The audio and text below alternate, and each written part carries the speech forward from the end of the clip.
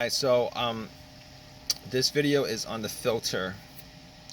If you guys are trying to do a DIY IcyBreeze, you guys could use this filter. It's a fish filter, and I put a link in the update section. And what you guys could do is you guys can pretty much connect this to the tube that goes into the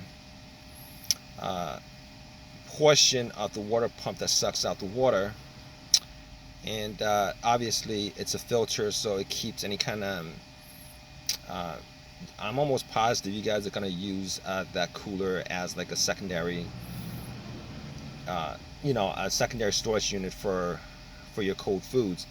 But unfortunately it's going to disappoint you guys because they didn't put a lot of quality into the cooler.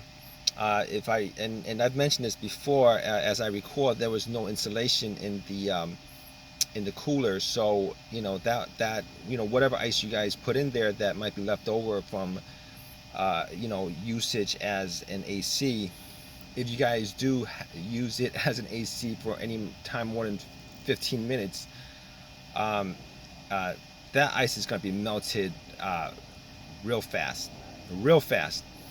And I know I get a lot of comments on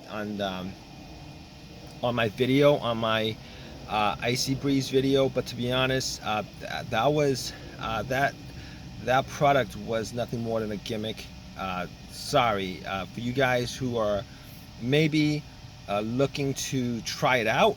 I'm doing this video for all you guys out there who's trying to make your own video, make your own IcyBreeze, and not having to spend $250, $300, or whatever it costs for a product that probably costs them maybe like $25 if they bought everything wholesale. But you guys can get these.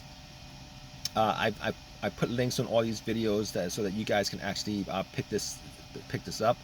I know I've been getting a lot more comments on those videos since summer is upon us.